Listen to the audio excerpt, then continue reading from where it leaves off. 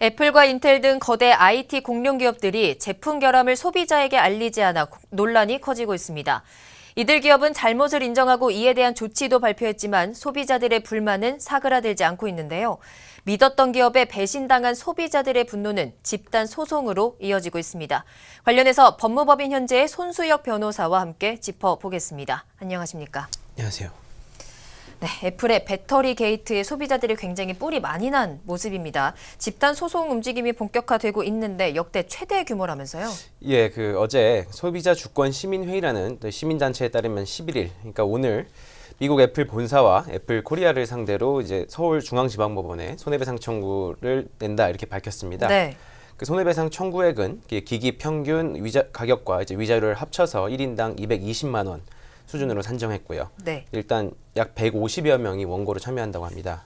이제 언론에 따르면 이제 한 법무법인에서 모집한 소송 희망자가 약 36만 명이라고 하는데요. 만일 신청자 모두가 손해배상 청구를 할 경우에는 역대 최대 규모의 집단 소송이라고 봐도 무방할 것 같습니다. 아무래도 국내에서도 애플의 아이폰을 사용하는 사람들이 굉장히 많았고 또 애플의 충성심이 있는 고객들이 많았다 보니까 이 집단 소송의 규모도 점점 커져가는 것 같은데 이번 재판 최대 쟁점 사항은 뭐라고 짚어볼 수 있을까요? 네, 이제 크게 두 가지로 볼 수 있습니다. 네. 이제 하나는 소비자들의 피해, 즉 손해가 무엇이냐 하나는 그것이고요. 두 네. 번째는 이제 만약 손해가 증명된다면 이제 개별적인 배상액은 이제 어떻게 산정할 것인가가 쟁점이 될 것입니다. 네. 세부적으로 일단 손해의 존재에 대해서 살펴보면 이제 많은 분들이 아시는 것처럼 이제 애플 측은 이제 고의적인 성능 저하 이유에 대해서 이제 배터리 노후화에 따른 갑작스러운 꺼짐 현상 이런 네. 조치라고 설명하고 있습니다. 이제 반면 이제 피해자들은 어떤 의심을 하냐면 이제 신형 아이폰 판매를 위해서 이제 고의로 성능을 저하시킨 것이 아니냐 네. 이렇게 주장하고 있고요. 어떤 재판 과정에서는 이제 애플 측에서 이제 배터리 불량 오류를 해결하기 위해서 이제 부득이한 점을 증명할 수 있느냐 이제 이 부분이 어떤 쟁점이 따라서 이제 결론이 달라질 것으로 보입니다. 네. 그리고 이는 또 이제 손해배상액이랑도 액수랑도 연결되는데요. 이제 애플 측의 주장과 같이 이제 단순히 이제 배터리 결함이라고 하면 이제 배터리 부분만이 손해배상액이 될 것인데 이제 만약 고의 고의로 성능 했다면, 저하라면 네. 이제 기기 전체는 물론 위자료까지 더해질 수 있다 이렇게 보입니다. 네, 이 부분을 증명하기가 그렇게 쉽지만은 않을 것 같습니다. 그리고 만약에 애플의 주장대로 배터리의 문제를 해결하기 위해서 성능을 저하시켰다고 하더라도 소비자들에게 불편이 가는 문제였기 때문에 이전에 미리 소비자들한테 좀 공지를 했어야 되는 것 아닌가, 소비자들의 좀 기본적인 권리를 무시한 것 아닌가 이런 생각도 좀 드는 상황입니다. 현재 이 부분에 대해서 해외에서 먼저 소송이 진행되고 있는 상황이죠. 어떻게 진행이 되고 있습니까? 네, 현재 이제 애플을 상대로 이제 소송이 제기됐거나 이제 추진 중인 국가는 이제 미국을 포함해서 이스라엘, 프랑스, 이렇게 호주 등이 있습니다. 네.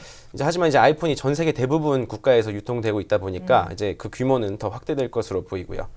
이제 특히 미국의 경우에는 이제 유명한 징벌적 손해배상 제도가 있기 때문에 네. 만약 판매 실적을 위해서 고의로 성능을 저하했다는 것이 밝혀지면 이제 상상을 초월한 액수의 이제 손해배상액이 인정될 가능성도 있습니다. 네. 이제 호주에서도 현재 손해배상 청구액이 이제 10억 달러 이상이라는 말이 나오고 있고요.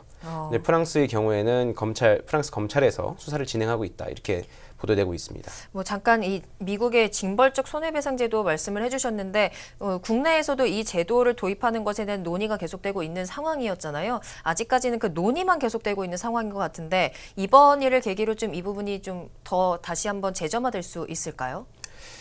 예, 지금 애플뿐만 아니라 다른 제조업 관련해서도 지금 이 부분에 대해서 항상 이제 입법이 의뢰가 청원이 계속 올라오고 있는 상태고 구체적으로 어떤 특정 법률에서는 인정되는 경우가 있는 것보다 이제 딱 규모가 정해져 있습니다. 네네네. 미국처럼 이렇게 크게 되는 건 아니지만 관련 논의가 좀 충분히 이어질 것으로 이렇게 보입니다. 그렇군요. 현재 애플뿐만 아니라 인텔을 향한 소비자들의 분노도 만만치 않은 상황입니다. 벌써 이 부분 해외에서 3건의 소송이 제기됐다 이렇게 보도가 나오고 있는데 간략한 개요 또 소송의 진행 상황 어떻게 되고 있습니까? 네, 현재 이제 애플뿐만 아니라 이렇게 CPU 제조로 유명한 인텔도 이제 제품 결함 인지하고도 이제 발표하지 않고 숨겼다 이런 의혹이 제기된 상태입니다. 네. 현재 이제 미국에서는 오리건주, 인디애나주, 캘리포니아주에서 이렇게 집단 소송 3건이 제기된 상태입니다. 인텔의 경우에는 이제 판매한 CPU에 이제 소위 멜트다운 결함이 있다는 네. 것인데요. 컴퓨터 성능 저하, 해킹 위험, 지속적인 패치 필요성을 요구하고 있는 것으로 알려졌습니다. 뭐 미국에서도 이제 막 소송이 시작된 만큼 향후 변론 방향이 어떻게 될지 이제 관심이 모여지고 있습니다. 그렇군요. 지금 그 CES 2018이 진행이 되고 있는데 이 자리에서 인텔의 브라이언 크르자니크 최고 경영자가 우리 제품 이용자 중에 누구도 피해를 보지 않았다 이런 식으로 언급을 하면서 또 그 변명의 급급한 모습을 보여주면서 소비자들의 실망이 조금 더 확산되고 있는 모습이거든요. 국내에서도 더 분노가 커질 수도 있을 것 같아요. 인텔에 대한 집단 소송 움직임이 또 보여지고 있는데 어떻게 예상할 수 있을까요? 네, 국내에서도 현재 어떤 법무법인에서 이제 집단 소송 제기하기 위한 온라인 사이트를 이제 개설하고 네. 소송 희망 참여자를 모집하고 있는 것으로 알려져 있습니다. 따라서 이제 집단 소송 제기는 어떤 시간 문제인 것으로 보이고요. 네.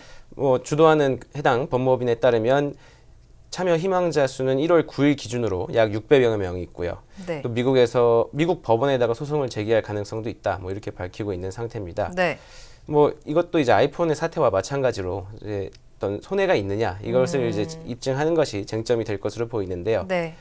추가적으로는 이제 인텔 측이 어떤 패치로 이런 결함을 해소할 수 있는 건지 여부도 재판의 쟁점이 될 것으로 보입니다. 그렇군요. 현재 문제가 되고 있는 애플과 인텔 모두 IT 쪽에서는 굉장히 공룡 기업이다. 거대 기업으로 꼽히는 회사입니다. 이처럼 기업에게 피해를 받았을 때 좀 집단 소송 움직임이 조금씩 많아지고 있는 것 같은데 구체적으로 어떻게 진행이 됐는지 좀 더 자세히 설명 부탁드릴게요. 네, 이제 어떤 기업에 대한 집단 소송이라고 해서 일반 소송이랑 절차적으로 많이 다르지는 않습니다. 네. 다만 이제 아무리 집단이라고 하더라도 뭐 스마트폰이나 CPU 칩 등의 제조물 하자는 이제 기업 내부 정보이기 때문에 또 알 수 없고 또 이거를 밝히기가 굉장히 어렵다는 문제가 있습니다. 네. 따라서 이번 재판 또한 이제 하자의 입증이 결국 관전 대상이 되지 않을까 이렇게 생각됩니다. 알겠습니다. 여기까지 듣겠습니다. 지금까지 손수혁 변호사와 애플, 인텔 집단 소송 관련해서 이야기 나눠봤습니다.